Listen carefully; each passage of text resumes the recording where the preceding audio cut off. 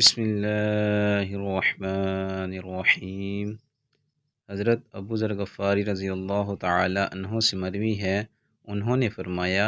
کہ مجھے میرے محبوب دوست صلی اللہ علیہ وسلم نے 7 باتوں کا خاص طور سے حکم فرمایا ہے۔ مجھے آپ نے حکم فرمایا ہے مساکین اور غربا سے محبت رکھنے کا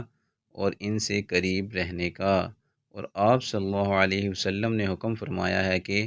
دنیا میں ان لوگوں پر نظر رکھو جو مجھ سے نچلے درجے کے ہیں، یعنی جن کے پاس دنیاوی زندگی کا سامان مجھ سے بھی کم ہے،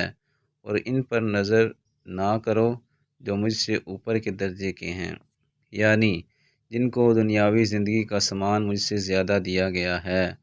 اور بعض دوسری احادیث میں ہے کہ ایسا کرنے سے بندے میں صبر و شکر کی صفت پیدا ہوتی ہے،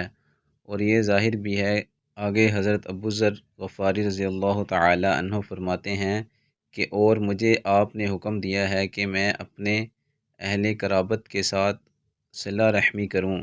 اور قریبی رشتہ داروں کو جوڑوں، یعنی ان کے ساتھ وہ معاملہ اور سلوک کرتا رہوں جو اپنے عزیزوں قریبوں کے ساتھ کرنا چاہیے، اگرچہ وہ میرے ساتھ ایسا نہ کریں۔ اور آپ نے مجھے حکم دیا کہ کسی آدمی سے کوئی چیز نہ مانگو، یعنی اپنی ہر حاجت کے لیے اللہ ہی کے سامنے ہاتھ پھیلاؤ، اور اس کے سوا کسی کے در کا سائل نہ بنو۔ اور آپ نے مجھے حکم فرمایا کہ میں ہر موقع پر حق بات کہوں، اگرچہ وہ لوگوں کے لیے کڑوی ہو اور ان کی خواہشات اور اغراض کے خلاف ہونے کی وجہ سے انہیں بری لگے۔ اور آپ نے مجھے حکم فرمایا کہ میں اللہ کے راستے میں کسی ملامت کرنے والے کی ملامت سے نہ ڈروں، یعنی دنیا والے اگرچہ مجھے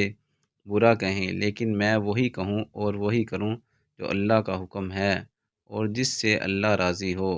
اور کسی کے برا بھلا کہنے کی متعلق پرواہ نہ کروں۔ اور آپ نے مجھے حکم فرمایا کہ میں کلمہ لا حول ولا قوۃ الا باللہ کثرت سے پڑھا کروں، کیونکہ یہ سب باتیں اس خزانے سے ہیں جو عرش کے نیچے ہے، یعنی یہ اس خزانے کی قیمتی جواہرات ہیں جو عرش الہی کے نیچے ہیں، اور جن کو اللہ ہی جن بندوں کو چاہتا ہے عطا فرماتا ہے، کسی اور کی وہاں تک دسترس نہیں۔ دوستو، اللہ تعالی ہمیں ان احادیث مبارکہ پر عمل کرنے اور اپنی زندگیوں کو سنوارنے کی توفیق عطا فرمائے، آمین۔